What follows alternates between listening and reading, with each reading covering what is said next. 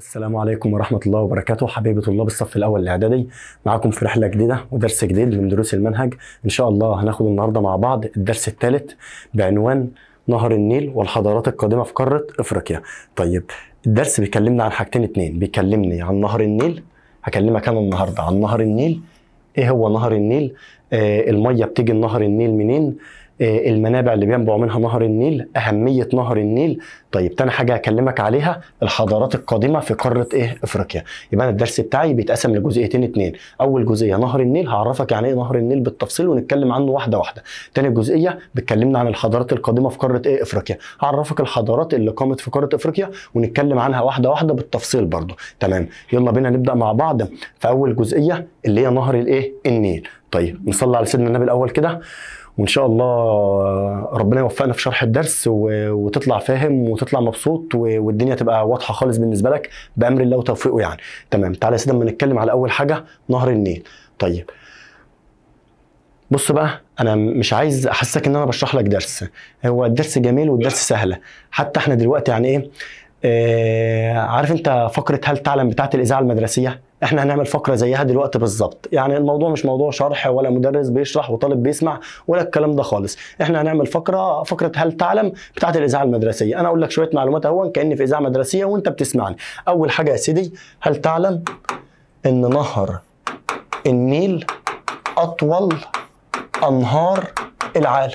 ادي اول معلومه في الدرس بتاعنا. هل تعلم ان نهر النيل اطول انهار العالم؟ تعال ما اديك المعلومه اللي بعدها. هل تعلم ان نهر النيل ينبع من وسط وشرق افريقيا؟ نهر النيل بينبع من وسط وشرق افريقيا، وانا فاهمها لك دلوقتي واحده واحده بس خليها معانا.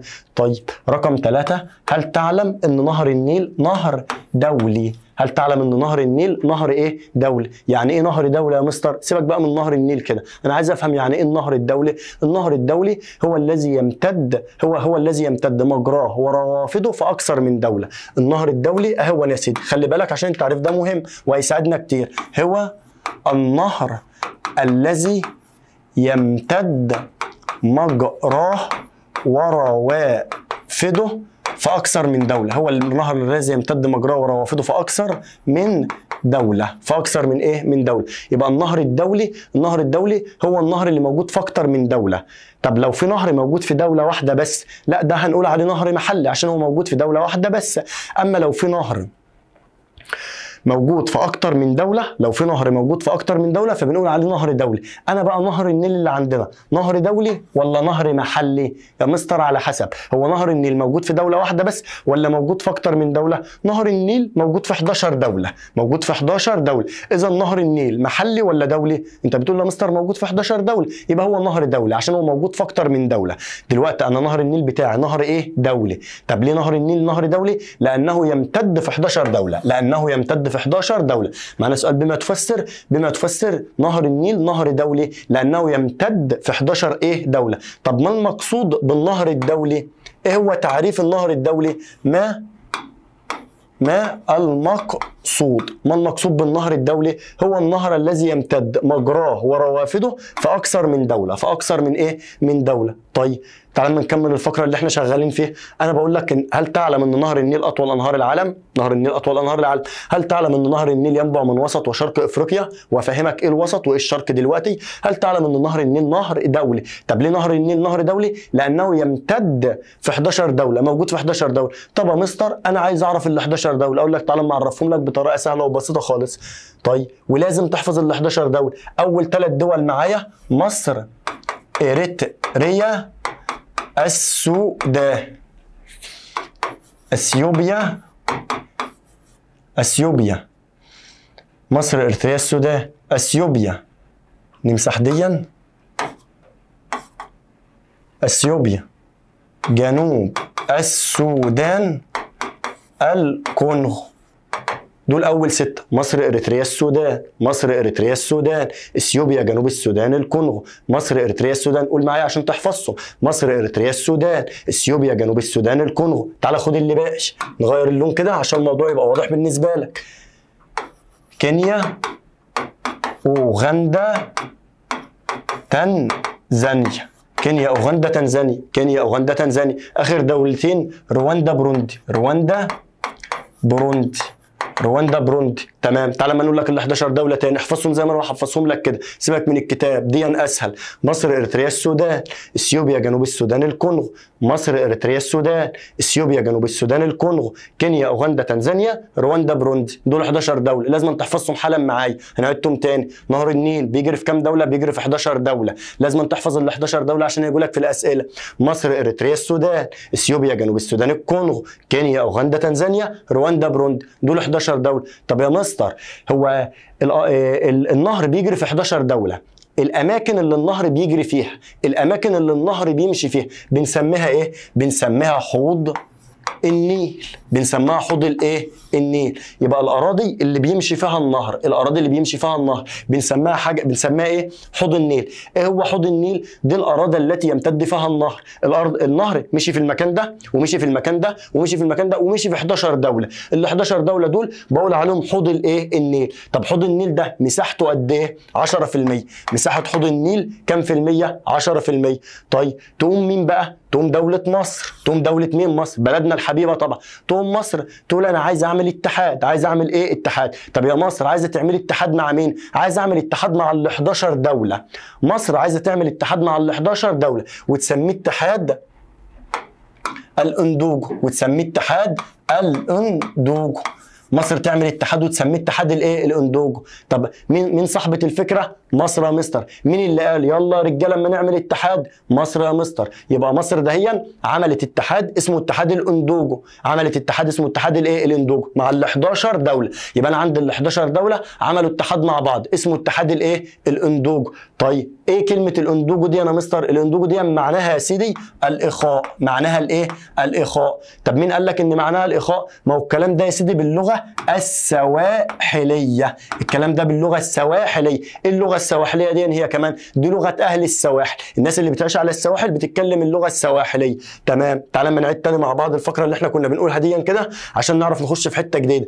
انا بقول لك هل تعلم ان نهر النيل اطول انهار العالم؟ تمام. ينبع نهر النيل من وسط وشرق افريقيا؟ برضو تمام. ثالث واحده، نهر النيل نهر دولي. ليه نهر دولي؟ بما تفسر لانه يمتد في 11 دوله. طب انا عايزك تحفظ ال 11 دوله. مصر، اريتريا، السودان، اثيوبيا، جنوب السودان، الكونغو، كينيا، اوغندا، تنزانيا، رواندا، بروندي. مفيش اسهل من كده. تمام.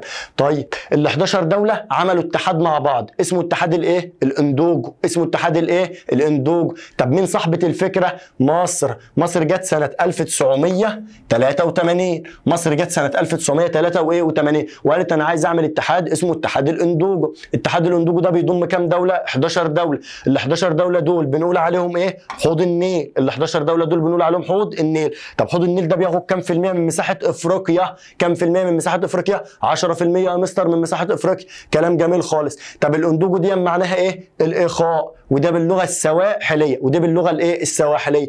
طيب يا مستر، هي مصر ليه عملت اتحاد اسمه اتحاد الاندوجو؟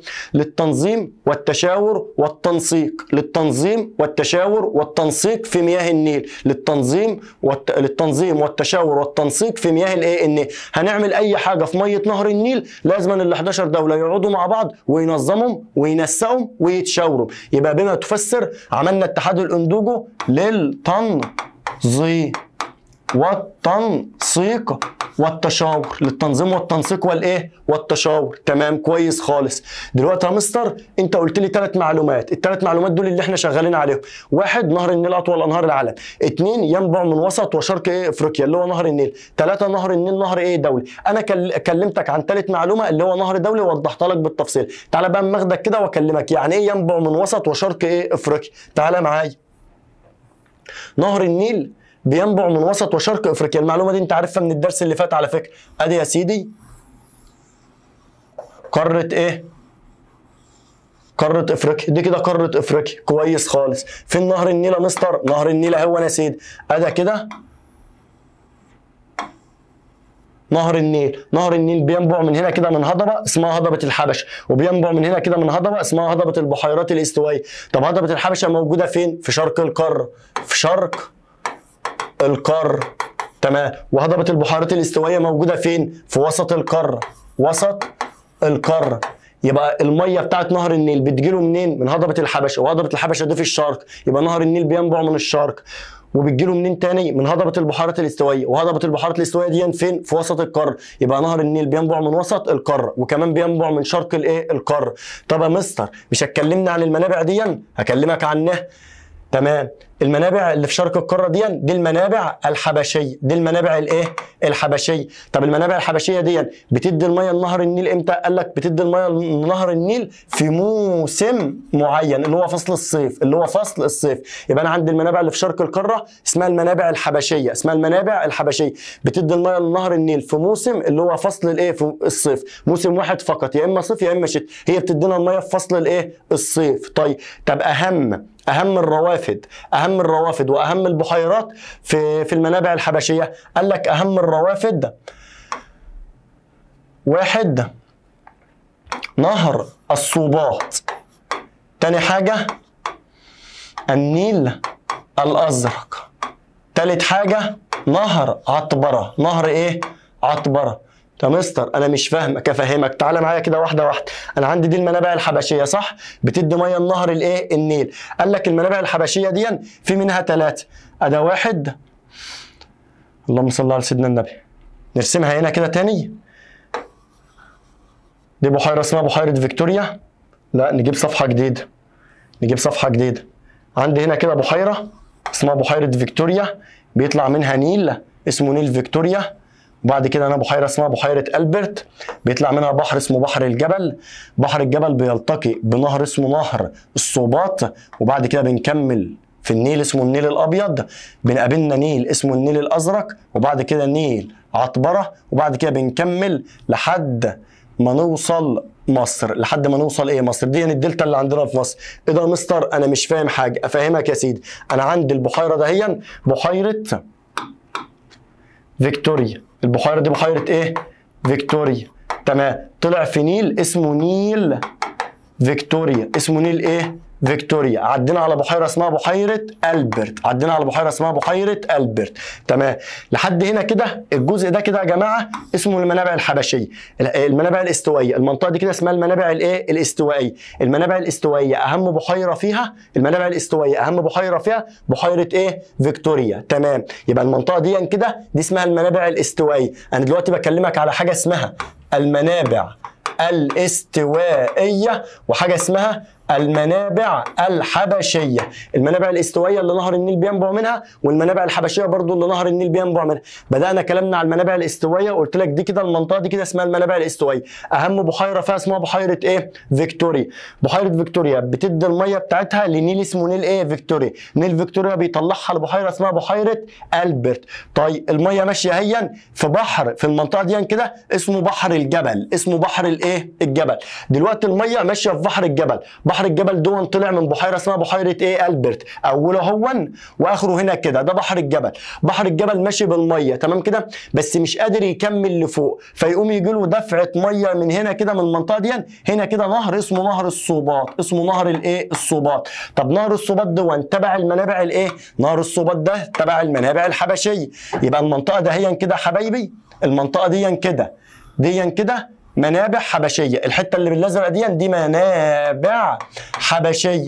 دلوقتي الميه اول ما جات لك من وسط افريقيا، من عند المنابع الاستوائيه، من عند بحيره اسمها بحيره فيكتوريا. بحيره فيكتوريا بدات تطلع الميه لنيل على اسمها، اسمه نيل فيكتوريا. تمام. بعد كده الميه نزلت لبحيره اسمها بحيره البرت. بعد بحيره البرت طلعت في بحر اسمه بحر الجبل، اسمه بحر الايه؟ الجبل.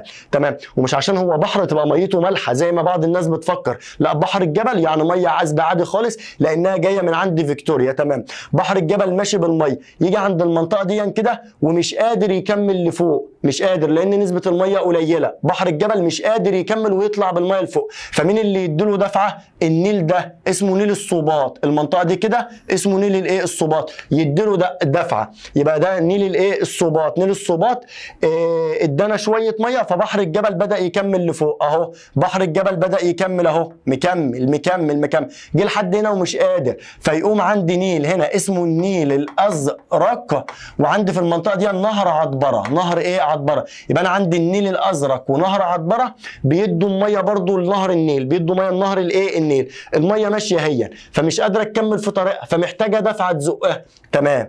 يبقى انا عندي حاجه اسمها المنابع الاستوائيه، والمنابع الاستوائيه دي اهم بحيره فيها اسمها بحيره فيكتوريا. اسمها بحيره ايه؟ فيكتوريا. خلي بالك بحيره فيكتوريا دي الميه بتجيلها من نهر اسمه نهر كاجيرا، من نهر اسمه نهر ايه؟ كاجيرا. نهر كاجيرا ده بيصب الميه بتاعته في بحيره فيكتوريا من جهه الغرب. نهر كاجيرا بيصب الميه بتاعته في بحيره فيكتوريا من جهه الايه؟ الغرب. ركز وعد معايا كده لحد ما المعلومه تثبت معاك. يبقى انا عندي المنطقه اللي بالاسود دي كده دي اسمها المنابع الاستوائيه. اهم بحيره فيها اسمها بحيره فيكتوريا. اهم بحيره فيها اسمها بحيره فيكتوريا. في نهر هنا كده جاي من المنطقه دي كده اسمه نهر كاجيرا. اسمه نهر ايه؟ كاجيرا. نهر كاجيرا بيصب الميه بتاعته في بحيره اسمها بحيره فيكتوريا، والميه تبدا تطلع تطلع تطلع في بحر اسمه بحر الجبل. بحر الجبل مش قادر يكمل بالميه، فيجي له دفعه من نهر اسمه نهر الايه؟ الصوبات، ويكمل كمان شويه فما يقدرش يكمل، فتجي له كمان دفعه من النيل الازرق ونهر عطبره. من النيل الازرق ونهر ايه؟ عطبره، لحد ما يكمل ويوصل لنا عندنا في مصر في الدلتا بتاعتنا، ويصب في البحر المتوسط، ويصب في البحر الايه؟ المتوسط. تمام. يبقى انا عندي اللهم صل على سيدنا النبي، عندي حاجه اسمها المنابع الاستوائيه وحاجه اسمها المنابع الحبشيه.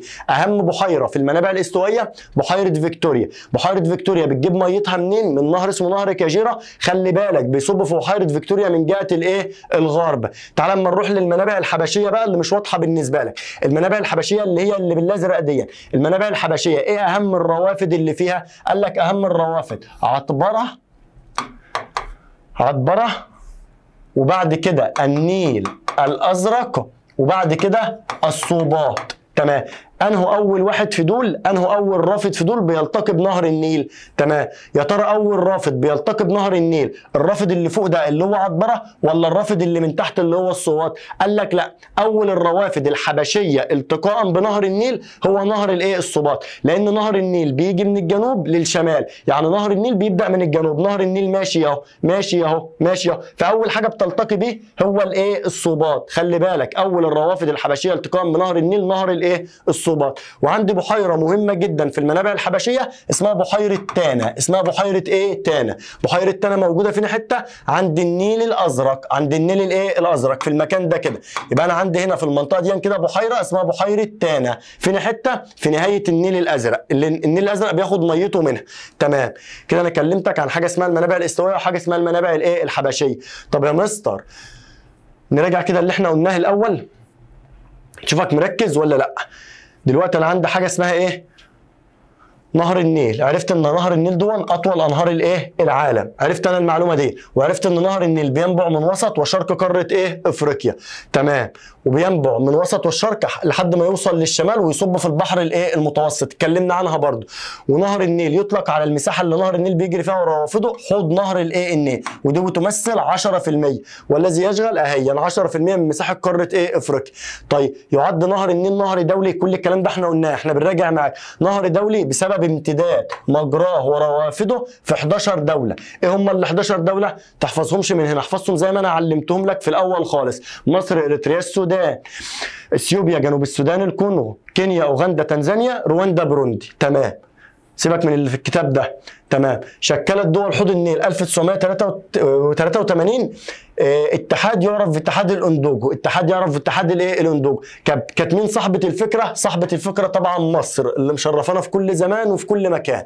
طب اهداف تجمع الاندوجو بقى ايه؟ تجمع الاندوجو دون ايه الهدف منه؟ احنا عملناه ليه اصلا؟ قال لك لسببين اتنين، عشان لما يجي لك يقول لك بما تفسر اهميه تجمع الاندوجو. رقم واحد التشاور والتنسيق والتعاون بين دول حوض الايه؟ النيل، والحفاظ على المصالح المشتركه بين دول حوض النيل برضه.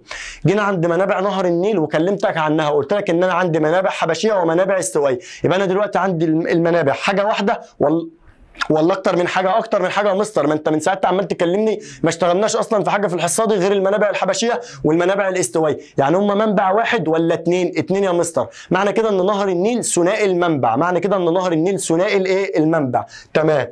مين اللي اكد لنا على الكلام دون؟ العالم الجغرافي جمال حمدان. ده عالم جغرافي مصري، عندنا عالم جغرافي مصري اسمه جمال حمدان، قال ان نهر النيل ثنائي المنبع. قال ان نهر النيل ثنائي الايه؟ المنبع، وهذا سبب استدامته. متخط تحت كلمه استدامته دي. لا يا مستر عشان اجي اقول لك بما تفسر استدامه نهر النيل، بما تفسر استدامه نهر النيل. يعني ايه استدامته الاول عشان انا مش فاهمها؟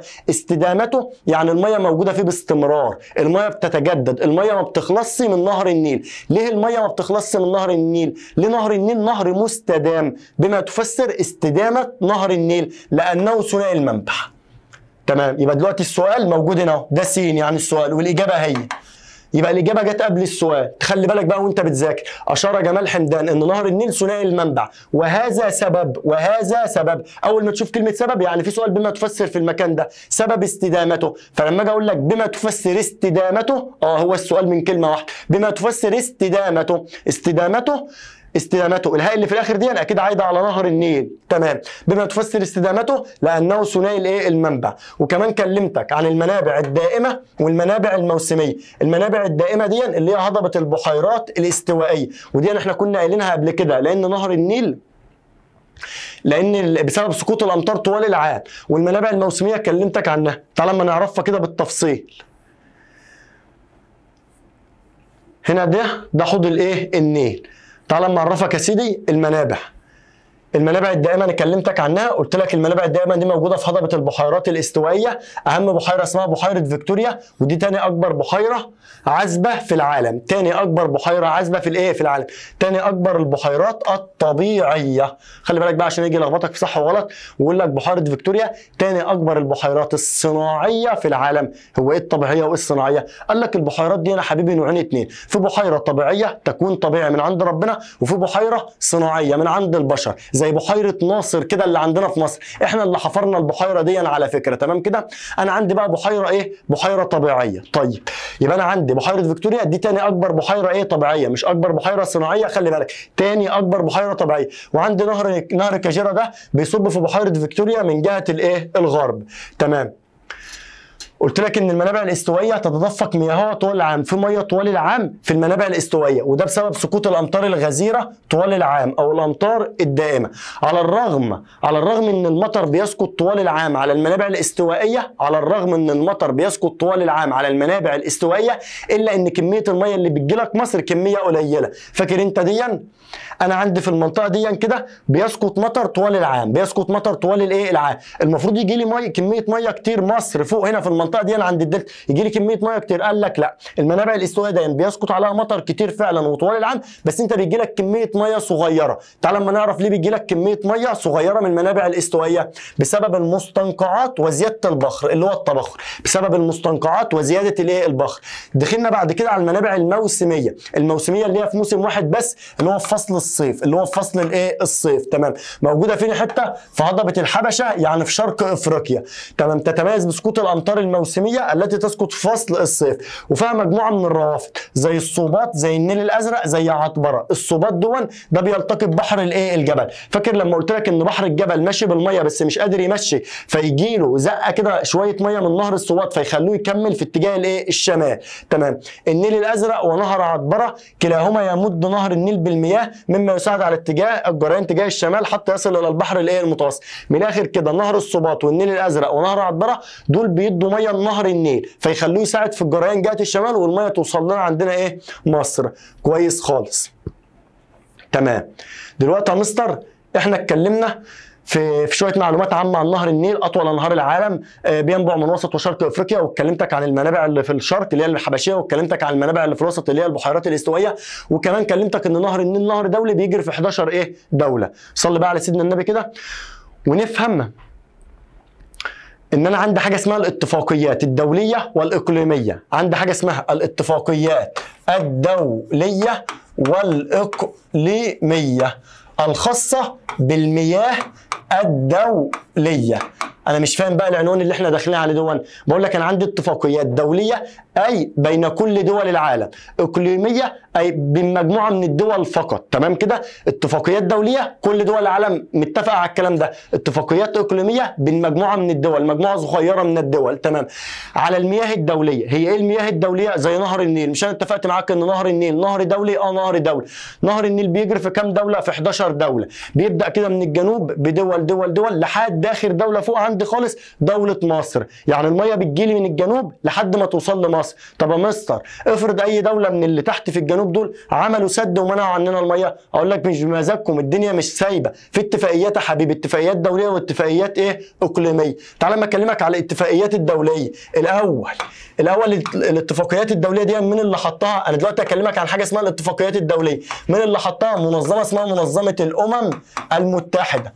يبقى مين اللي حط الاتفاقيات الدوليه؟ منظمه اسمها منظمه الامم الايه المتحده. ما تقول لي كده حاجه من ضمن اللي الامم المتحده عملتها، اقول لك عملت اتفاقيه تنظيم استخدام المياه الدوليه في الأغراض غير الملاحية.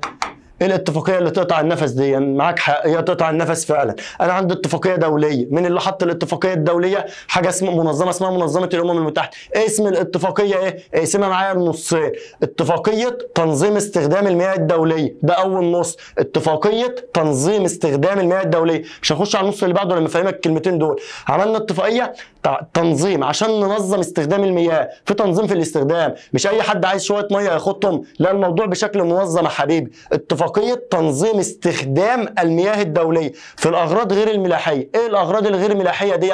قال لك انت عندك اغراض ملاحيه واغراض غير ملاحيه. الاغراض الملاحيه هي حركه السفن في المياه، في سفينه ماشيه في قلب النهر دي بنقول عليها ملاحه، في سفينه ماشيه في قلب البحر دي بنقول عليها ملاحه. تمام كده؟ يبقى انا عندي اغراض ملاحيه واغراض غير ملاحيه. الاغراض الملاحيه ان السفينه تمشي في الميه، انا بقى ما بكلمكش هنا عن الاغراض الملاحيه. الاغراض الملاحيه ان السفينه تمشي في الميه، ده مش موضوع. انا بكلمك على حاجه اسمها الاغراض الغير ملاحيه. ايه الغير ملاحيه؟ حركه الميه ذات نفسها، حركه الميه ذات نفسها. انا مش بكلمك ان سفينه ماشيه في الميه تولع السفينه، انا بكلمك ان الميه ماشيه، الميه ذات نفسها ماشيه، اهي الميه ماشيه هي، حد يقدر يمنعها؟ لا ما حدش يقدر يمنعها. هي دي الاغراض الغير ملاحيه. يبقى انا عندي اتفاقيات دوليه اللي هي اتفاقيه الامم المتحده عملت اتفاقيه اسمها ايه بقى؟ اتفاقيه تنظيم استخدام المياه الدوليه في الاغراض غير الايه الملاحيه. تمام. ايه هدف الاتفاقيه دي؟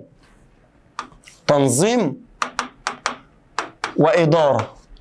تنظيم، نغير لك اللون كده، تنظيم استخدام مياه نهر النيل، إدارة مياه نهر النيل. هاجي اقول لك ايه هي الاهداف بتاعه الاتفاقيات الدوليه، او ايه هي الاهداف بتاعه اتفاقيه تنظيم استخدام المياه الدوليه في الاغراض الغير ملاحيه. تقول لي تنظيم واداره، تنظيم واداره، تنظيم استخدام مياه النيل، اداره مياه الايه النيل. تمام. ثالث واحده الاستخدام الامثل والمستدام للمياه الدوليه، للمياه الايه الدوليه. تمام. تنظيم استخدام مياه النيل، اداره مياه النيل، الاستخدام الامثل والمستدام للمياه الايه الدوليه. تعال اما نشوف دي كده. انا قلت لك عندي حاجه اسمها اتفاقيات دوليه واتفاقيات اقليميه. قال لك الاتفاقيات الدوليه زي اللي وضعتها الامم المتحده. عندي اتفاقيه اسمها بتقول اتفاقيه تنظيم استخدام المجاري المائيه في الاغراض غير الملاحيه بهدف تنظيم واداره، تنظيم استخدام مياه الانهار، اداره مياه الايه الانهار، وتحقيق الانتفاع الامثل والمستدام بشكل يحافظ على حقوق الاجيال الحاليه والاجيال المقبله. تعال بقى لحاجه اسمها الاتفاقيات الاقليميه. الاتفاقيات الاقليميه دي انا فهمتك ايه الفرق بين الاتفاقيات الدوليه والاقليميه. الدوليه بين كل دول العالم، اما الاقليميه بين مجموعه من الدول. زي ايه مثلا؟ زي ال 11 دوله بتوع نهر النيل، اهم ال 11 دوله اللي نهر النيل بيجري فيهم عملوا اتفاقيتين اتنين، اتفاقيه 1929 واتفاقيه 2015. اتفاقيه 1929 بتقول ايه؟ ممنوع منعا باتا اي دوله تعمل مشروع على نهر النيل دون الرجوع الى مصر. بالبلدي كده اتفاقيه 1929 بتقول ممنوع اي دوله من ال 11 دوله يعملوا مشروع على نهر النيل من غير ما يرجعوا لمصر، مصر تقطعكم. لان يا حبيبي لو اي دوله من دول عملت مشروع زي سد مثلا، اي دوله من دول عملت مشروع زي السد مثلا، هتسد عليك الميه، الميه مش هتجيلك فوق، تمام؟ ممنوع ان دوله تعمل مشروع او سد على نهر النيل من غير ما تتفق مع مين؟ مصر، لان مصر دي اخر دوله بتوصل لها الميه. يبقى انا عندي اتفاقيه 1929 بتقول ايه؟ نصت على التزام دول حوض النيل، دول حوض النيل دول اللي هم كام دوله؟ 11 دوله، بعدم القيام باي مشروع، ما حدش يعمل اي مشروع على نهر النيل بغير اتفاق مسبق مع ايه؟ مع مصر. تمام. اخر حاجه معايا اتفاقيه 2015، واتفاقيه 2015 دي كانت بين 3 دول، مصر واثيوبيا والسودان. اتفاقيه سنه 2015 بين 3 دول، مصر اثيوبيا السودان، واتفقوا على عده مبادئ منها التعاون والتنميه، ده رقم 1. دعم عدم التسبب في ضرر، دي رقم 3.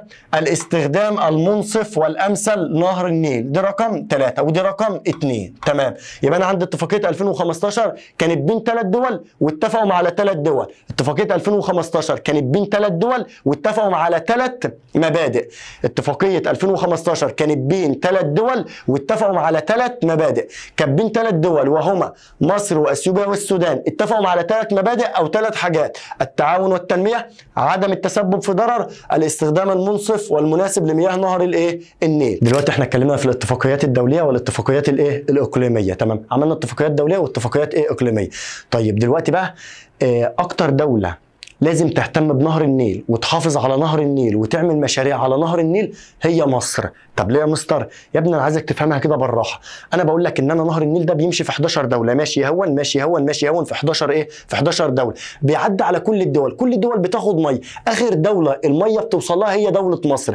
يعني من الاخر كده لو نهر النيل اللي تحت ده هون حصل فيه اي مشكله، حصل فيه اي شويه حشائش، اي شويه مستنقعات بيمنعوا الميه ان هي توصل لك، انت اللي هتنضر، لان انت اللي موجود في الاخر. يعني لو في اي حاجه عاقت حركه الميه مش هتجيلك مصر. يعني اكتر دوله هتهتم ان هي تحافظ على نهر النيل هي مصر.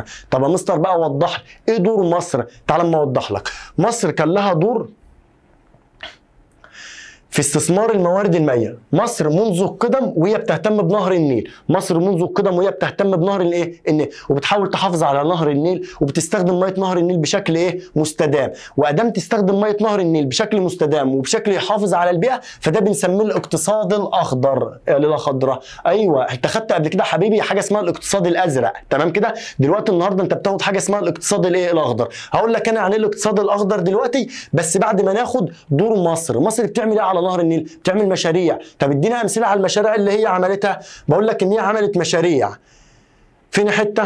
في السودان، وعملت مشاريع كمان مره في السودان. يبقى انا عندي عملت مشروعين 2 في السودان. عملت خزان اسمه خزان صنار على النيل الازرق، عملت خزان اسمه خزان صنار على النيل الازرق. تمام. وراحت في السودان برضه وعملت ودفعت تكاليف انشاء خزان جبل الاولياء، دفعت تكاليف انشاء خزان جبل الاولياء. يبقى هي عملت خزانين 2 في اسوان، خزان اسمه خزان صنار على النيل الازرق، وعملت خزان اسمه خزان جبل الاولياء لتوليد الطاقه الكهربائيه، لتوليد الطاقه الكهربائيه. تمام. ده كان دور مصر. خلصنا دور مصر؟ لا طبعا لسه هكمل لك بس هغير لك. احنا كده خدنا الحاجات اللي مصر عملتها في السودان.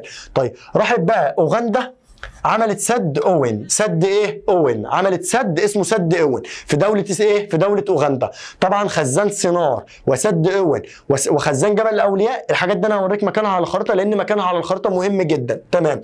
طيب راحت بقى كينيا وتنزانيا، راحت كينيا وتنزانيا. عملت ايه في كينيا؟ حفرت عشرات الابار، وفي تنزانيا عملت مركز للبحوث المائيه، عملت مركز للبحوث المائيه. يا مستر هو ايه اللي حضرتك بتكلمني فيه دول؟ يا سيدي بقول لك ان اي مشكله تحصل في نهر النيل او اي حاجه تحصل في نهر النيل هتاثر علينا احنا، لان احنا دوله المصب، احنا اخر دوله الميه بتجيلها، فانا لازم احافظ على نهر النيل في كل الدول الثانيه. تمام كده؟ فنقول مصر تقوم تروح السودان تعمل خزان صنار على النيل الازرق وخزان جبل الاولياء بما تفسر لتوليد الطاقه الكهربائيه، وكمان تروح اوغندا تعمل سد اسمه سد اوين، وكمان تروح كينيا وتنزانيا. راحت كينيا حفرت عشرات الابار، وراحت تنزانيا عملت مراكز للبحوث المائيه. طيب وكمان طهرت بحيره فيكتوريا وبحيره كيوجا، بحيره فيكتوريا وبحيره كمان اسمها بحيره كيوجا، بحيره فيكتوريا وبحيره كيوجا. تمام. يبقى هي طهرت بحيره اسمها بحيره فيكتوريا وبحيره كيوجا. طب هي طهرت بحيره فيكتوريا ليه؟ فاكر لما انا قلت لك ان بحيره فيكتوريا دي في المنابع الاستوائيه بيسقط عليها امطار غزيره طوال العام؟ ايوه فاكر يا مستر. وعلى الرغم من ذلك ان المنابع الاستوائيه وبحيره فيكتوريا بيدوا لنهر النيل او بيدوا لمصر كميه ميه قليله جدا حوالي 16%. يعني مطر طوال العام وبتديني كميه ميه قد كده هون. شفت ازاي مطر طوال العام وبتديني كميه ميه قد كده هون، كميه ميه قليله جدا. طب ايه السبب بقى؟ بسبب ان بحيره فيكتوريا مش نظيفه، فيها مستنقعات، فيها حشائش. فمين اللي لازم يروح ينظف الحشائش والمستنقعات اللي في بحيره فيكتوريا؟ مصر. لان مصر لو ما راحتش الحشائش والمستنقعات دي هتسد الميه عنك خالص ومش هتجيلك. فمصر راحت عند بحيره فيكتوريا طهرتها وطهرت بحيره كيوجا من الحشائش والنباتات، لان الحشائش والنباتات بتعوق حركه المياه. ده يا سيدي كان دور مصر. انت قلت لها مصر هتعرفني عن ايه اقتصاد اخضر؟ تعال اما اعرفه لك. ادي الاقتصاد الاخضر معايا هو. الاقتصاد الاخضر هو الاقتصاد الصديق للبيئه. الاقتصاد الاخضر هو الاقتصاد الصديق للبيئة الذي يهدف إلى تحقيق نمو اقتصادي مستدام مع الحفاظ على البيئة وتحقيق عدالة اجتماعية والحد من الفقر والبطالة. هو ده يا مستر وانا كده حفظته ولا فهمت حاجة أصلا؟ تعالى يا حبيبي لما تلاقي تعريف طويل زي دون قسمه لحتت واحدة واحدة كده. تعالى ما نقسم التعريف لثلاث حتت مع بعض. أول حتة ما المقصود بالاقتصاد الأخضر؟ هو الاقتصاد الصديق للبيئة. هو الاقتصاد الصديق للبيئة. اكتب لك على رقم واحد وانت تعمل معايا في كتابك كده برضه. هو الاقتصاد الصديق للبيئة. ده أول حتة في التعريف. تاني حتة لتحقيق نمو اقتصادي مستدام مع الحفاظ على البيئة. دي تاني حتة لتحقيق نمو اقتصادي مستدام مع الحفاظ على البيئة. تالت حتة لتحقيق عدالة اجتماعية والحد من الفقر والبطالة. دي تالت حتة. تمام. شفت التعريفات الطويله بتتحفظ ازاي؟ يبقى انا عندي تعريف اسمه الاقتصاد الاخضر. احفظ تعريف الاقتصاد الاخضر ده ازاي؟ اقسمه لثلاث حتت. ايه هو الاقتصاد الاخضر؟ الاقتصاد الصديق للبيئه الذي يهدف الى تحقيق نمو اقتصادي مستدام مع الحفاظ على البيئه وتحقيق عداله اجتماعيه والحد من الفقر والبطاله. تمام. كده احنا وضحنا لك مين هو نهر النيل؟ اطول انهار العالم، نهر دولي بينبع من وسط وشرق افريقيا. كلمتك عن المنابع الاستوائيه وكلمتك عن المنابع الحبشيه.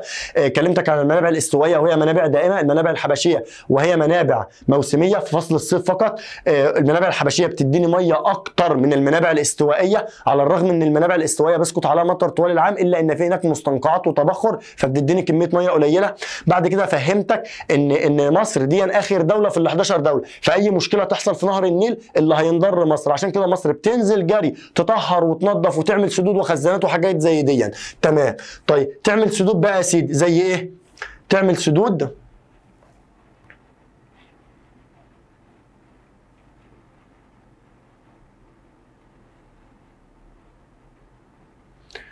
سدود زي ايه بقى؟ هوريك انا دلوقتي. تعمل سدود في سدين 2 في أسوان. هنا كده سد اسمه سد سينار على النيل الازرق، وخزان اسمه خزان جبل الاولياء ده على النيل الابيض. واحد على النيل الازرق وواحد على النيل الابيض. وبتعمل فوق بحيره فيكتوريا بالظبط في دوله اوغندا. سد اوين. وطهاره بحيره فيكتوريا وبحيره كيوجا. ومصر بتهتم بنهر النيل. تمام. وعرفت يعني ايه هو الاقتصاد الازرق وقسمناه لثلاث حتت. هو الاقتصاد الصديق للبيئه الذي يهدف الى تحقيق نمو اقتصادي مستدام مع الحفاظ على البيئه وتحقيق عداله اجتماعيه والحد من الفقر والبطاله. نقف لحد هنا وبكده نكون خلصنا نص الدرس. مش فاهم اي حاجه اكتب لي في الكومنتات وانا ارد عليك. واللهم علمنا ما ينفعنا وانفعنا بما علمتنا وزدنا بك علما. والسلام عليكم ورحمه الله وبركاته.